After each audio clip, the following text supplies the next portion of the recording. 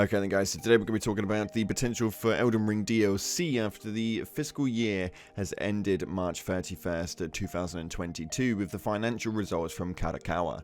Now this is a very big movement. The main reason for this is because there were so many details actually included inside of this with a basic freaking confirmation on a DLC, which is absolutely huge news for Elden Ring. And for those of you guys who are probably thinking about when it's going to be releasing, we generally have like annual releases when it comes to FromSoft games. Now when we take a look at what it was that their analysis was for this, their new title for Elden Ring released on February the 25th, and it became a big hit beyond their expectations.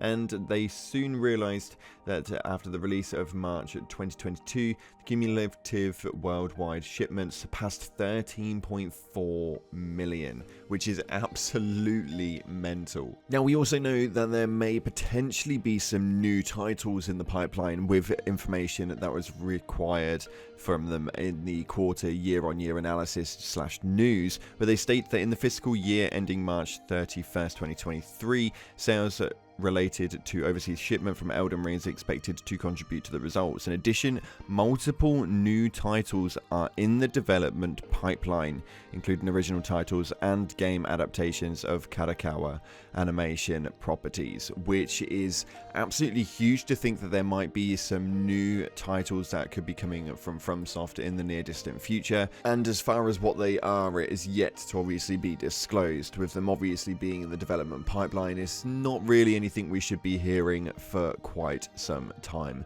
Now when we do look at a lot of the frequently asked questions after this was essentially pushed all the way through, you'll be able to find the full thing down in the description so you guys can go and take a look at all the numbers yourself if you want to.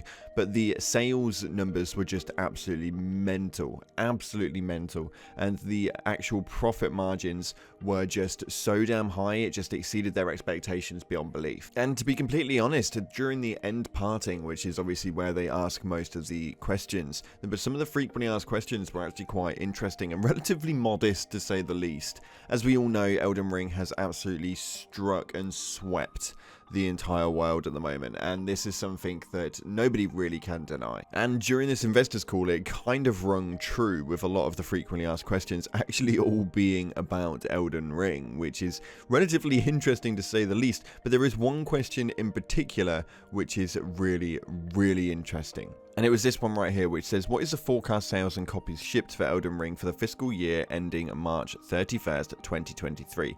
Now, they do not disclose forecasts regarding sales and numbers of copies shipped for individual titles whatsoever throughout this entire call, which is actually really interesting considering Elden Ring was such a massive success that they really could have hammered in on it. But they do state that we do not disclose forecasts regarding sales and numbers of copies shipped for individual titles. We are considering a number of measures to help customers continue to enjoy this title. Now, what that means could mean an absolute shed ton of different things, whether this is massive patch updates or DLCs or added parts that they could just pop in there or whatever. DLCs definitely seems to be the route when it states that they want to obviously bring a number of measures to help customers enjoy the game continuously. They want everybody to continue playing the game, which is absolutely a massive statement. And inside of this, we also think that there could be some sort of potential PvP boosting upgrade,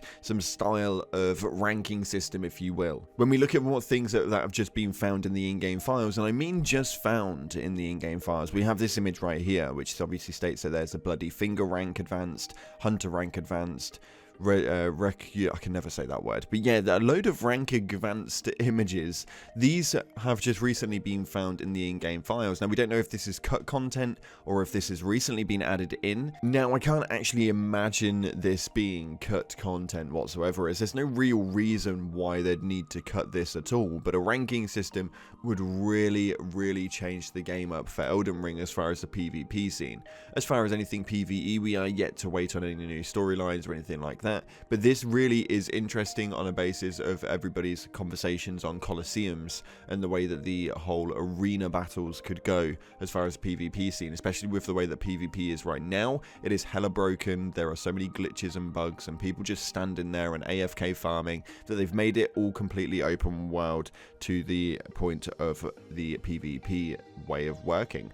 And if they arena'd this and made it a game mode that you had to kind of jump in and you could pick 2-on-2s, you could pick 1-on-1s, you could just jump into a random single matchmaking, and you could upgrade all of these main rank advances, that could really change the game in the long run, and that's absolutely amazing. So as an overall, what do we expect from Elden Ring? We expect this game to live on, although they do genuinely work on an annual basis, and I don't actually see anything really happening for the rest of this year as they potentially work on a new expansion, maybe to release early next year, but we'll have to see exactly what it is that they plan on doing soon. As far as right now, all we do know is that they are definitely looking to expand this game out further so that people continue to play the Elden Ring title.